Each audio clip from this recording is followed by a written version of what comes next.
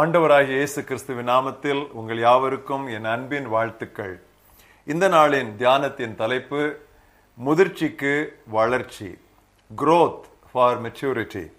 வாசிக்க வேண்டிய வேத பகுதி 1 தீமோத்தேயு 4 அத்தியாயம் 7 வசனம் முதல் 16 வரை. சீர்கேடும் கிளவிகள் பேச்சுமாயிருக்கிற கட்டுக்கதைகளுக்கு விலகி தேவ பக்திக்கு ஏதுவாக முயற்சி பண்ணு. சரீர முயற்சி அற்ப பிரயோஜனம் உள்ளது. தேவ பக்தியானது இந்த ஜீவனுக்கும் இதற்கு பின்வரும் ஜீவனுக்கும் வாக்குத்தத்தம் உள்ளதாகையால் எல்லாவற்றிலும் பிரயோஜனம் உள்ளது. இந்த வார்த்தை உண்மையும் எல்லா அங்கீகரிப்புக்கும் பாத்திரமுமாயிருக்கிறது. இது நிமித்தம் பிரயாசப்படுகிறோம், நிந்தையும் அடைகிறோம். ஏனெனில் எல்லா மனுஷருக்கும் விசேஷமாக விசுவாசிகளுக்கும் இரட்சகராகிய ஜீவனுள்ள தேவன் மேல் நம்பிக்கை வைத்திருக்கிறோம். இவைகளை நீ கட்டளையிட்டு போதித்துக் கொண்டிரு. உன் இளமையை குறித்து ஒருவனும் உன்னை அசட்டை பண்ணாதபடிக்கு நீ வார்த்தையிலும் நடக்கையிலும் அன்பிலும் ஆவியிலும் விசுவாசத்திலும் கற்பிலும் விசுவாசிகளுக்கு மாதிரியாயிரு.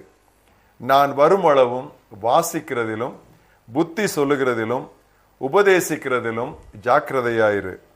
மூப்பராகிய சங்கத்தார் உன்மேல் கைகளை வைத்தபோது தீர்க்க தரிசனத்தினால் உனக்கு அளிக்கப்பட்ட வரத்தை பற்றி அசதியாயிராதே.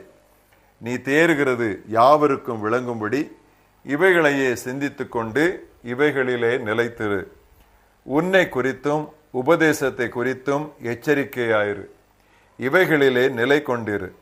இப்படி செய்வாயானால் உன்னையும் உன் உபதேசத்தை கேட்பவர்களையும் ரட்சித்துக் கொள்ளுவாய். இன்றைய மனப்பாட வசனம் 1 தீமோத்தேயு 4 அத்தியாயம் 15 வசனம். நீ வளருவது தெளிவாகும்படி இவைகளிலே கவனம் செலுத்தி இவைகளிலேயே ஈடுபட்டிரு. Give yourself totally to them. Be diligent that your progress may be evident to all. ஆன்மீக பிறப்பு என்பது ஒரு குறிப்பிட்ட வேளையில் நடந்துவிடும் காரியம். வளர்ச்சியோ நெடுகவே நடந்து கொண்டிருப்பது. இறைமகனாய் பிறந்த இயேசு தமது வளர்ச்சிக்காக ஏறத்தாழ 30 ஆண்டுகள் எடுத்துக்கொண்டார். அதுவரை அவர் தமது வெளியுலக பணியை துவங்கவில்லை.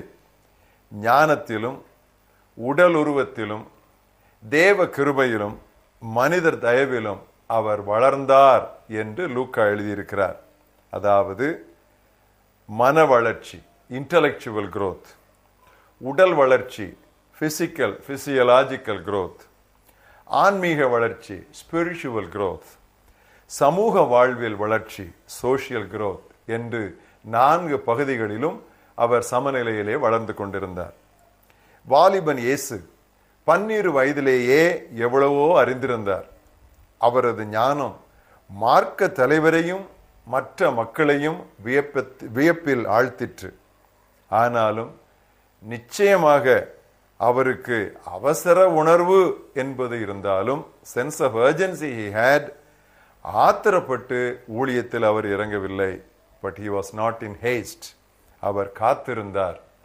சுற்றியுள்ள தேவைகளால் அழுத்தப்பட்டு தள்ளப்பட அவர் தம்மை அனுமதிக்கவில்லை.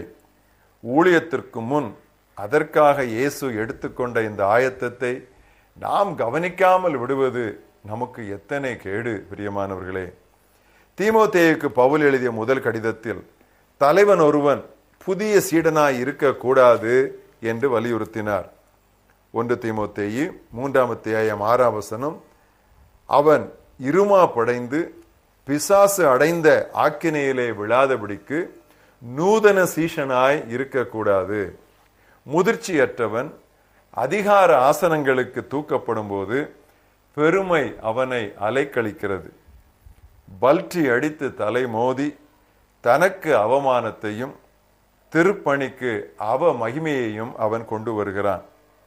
பவுல் இதை பிசாசின் வீழ்ச்சிக்கு ஒப்பிடுகிறான். அதே அத்தியாயம் 4, 5 வசனங்களே இப்படி நான் வாசிக்கிறோம். தன் சொந்த குடும்பத்தை நன்றாய் நடத்துகிறவனும் தன் பிள்ளைகளை சகல நல்லொழுக்கம் உள்ளவர்களாய் கீழ்ப்படிய பண்ணுகிறவருமாய் இருக்க வேண்டும். ஒருவன் தன் சொந்த குடும்பத்தை நடத்த அறியாதிருந்தால் தேவனுடைய சபையை எப்படி விசாரிப்பான் என்று சொல்லி 4, 5 வசனங்களிலே வீட்டு பொறுப்பை குறித்தும், 7 வசனத்திலே அவன் உலகிலே எவ்வளவு மதிப்பாக நடந்து கொள்ள வேண்டும் என்பதையும் எழுதுகிறான். அவன் நிந்தனையிலும் பிசாசின் கண்ணியிலும் விழாதபடிக்கு புறம்பானவர்களால் நற்சாட்சி பெற்றவனாயும் இருக்க வேண்டும். புறம்பானவர்களால், அதாவது வெளியே இருக்கிறவர்களால் என்று வாசிக்கிறோம். இவை இரண்டும் ஒரே நாளில் முளைத்துவிடும் காளான்கள் அல்ல. முதிர்ச்சியற்ற ஊழியர் பலரால் நமது பிரசங்க பீடங்கள் மட்டரகமாகியுள்ளன. மனம் திரும்பியவுடன் தாமதமின்றி பிரசங்கிக்க துவங்கிய பவுலை இவர்கள் தங்களுக்கு சாதகமாக மேற்கோள் காட்டிக் கொள்வார்கள். ஆனால் கிறிஸ்துவை சந்திக்கும் முன் இந்த யூத பித்தன் எத்தனை ஆண்டுகள் கண்டிப்பான பயிற்சியும் கண்டிப்பான போதனையும் பெற்றிருந்தான் என்பதை அவர்கள் மறந்து விடுகிறார்கள். வாழ்நாள் முழுவதும் பவுல் தனது வளர்ச்சியை குறித்து மிகுந்த அக்கறை கொண்டிருந்தான். நான் அடைந்தாயிற்று அல்லது முற்றும் தேறினவனானேன் என்று எண்ணாமல், கிறிஸ்து இயேசுவினால் நான் எதற்காய் பிடிபட்டேனோ அதை நான் பிடித்துக் கொள்ளும்படி ஆசையாய் தொடர்கிறேன் என்று அவர் எழுதினார். பவுல் இறப்பை எதிர்நோக்கி இருந்த வேளையிலும் தனது புத்தகங்களை கொண்டு வர சொன்னாரே, அது நினைவிருக்கிறதா? 2 தீமோத்தேயு 4:13 துரோவா பட்டணத்தில் இருக்கிற கார்ப்பு என்பவன் வசத்தில் நான் வைத்து வந்த மேலங்கியையும் புத்தகங்களையும் விசேஷமாக தோல் சுருள்களையும் நீ வருகிற போது எடுத்துக்கொண்டு வா என்று எழுதினார். நாம் வளருவதை நிறுத்த துவங்கும் போது பின்வாங்க துவங்கி விடுவோம். வாழ்க்கையும் மந்தமாகிவிடும். நெடுகவே வளர வேண்டுமானால் ஆண்டவரை அறிவதிலும் தனியா தாகம் இருந்து கொண்டே இருக்க வேண்டும். Every day with Jesus will be better than the day before.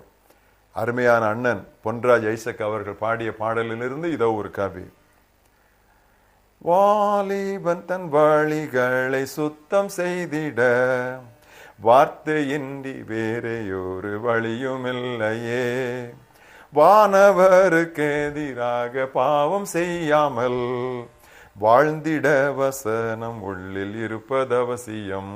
வாலிபன் தன் வழிகளை சுத்தம் செய்திட வார்த்தையின்றி வேறையொரு வழியும் இல்லையே, வானவருக்கு எதிராக பாவம் செய்யாமல் வாழ்ந்திட வசனம் உள்ளில் இருப்பது அவசியம்.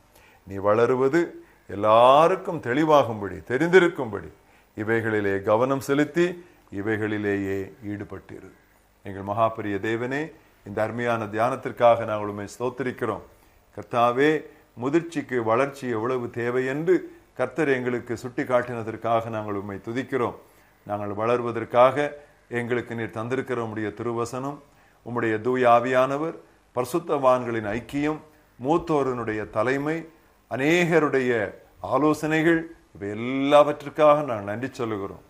ஒரே நாள் இடி முழக்கத்திலே முளைத்து வருகிற காளான்கள் என்று நாங்கள் நினைத்து விடாதபடி படிப்படியாக நாங்கள் வளர்ந்து வந்து படிப்படியாக நாங்கள் உம்முடைய காரியங்களை அறிந்து உம்மை அறிவித்து இப்படியாக நாங்கள் பலப்பட நீர் உதவி செய்ய வேண்டும் என்று நாங்கள் செபிக்கிறோம்.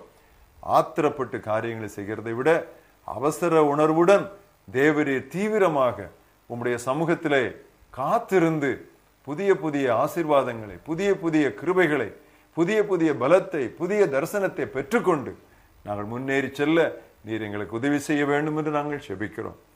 நல்ல தீமோத்தேயுகளாக, நல்ல தீத்துக்களாக நாங்கள் இந்த நாட்களின் திருச்சபைக்கும் இனி வருகிற நாட்களுக்கும் தேவையான தலைவர்களாய் மாறிவிட நீர் எங்களுக்கு உதவி செய்யும். எல்லாமே இன்ஸ்டன்ட், உடனடி என்கிற கலாச்சாரத்தில் இருக்கிற நாங்கள் ஆண்டவரே, ஆன்மீக காரியங்களிலும் அந்த கலாச்சாரத்தை, அந்த பாணியை கொண்டு வந்து விடாதபடி உம்முடைய சமூகத்திலே கர்த்தருக்காக காத்திருந்து ஏற்ற வேளையிலே நீர் எங்களை உயர்த்தும்படி உம்முடைய பலத்த கைக்குள்ளே அடங்கி இருக்க உதவி தாரும். இயேசு கிறிஸ்துவின் நாமத்தில் ஜெபிக்கிறோம் எங்கள் ஜீவனுள்ள பிதாவே, ஆமென்.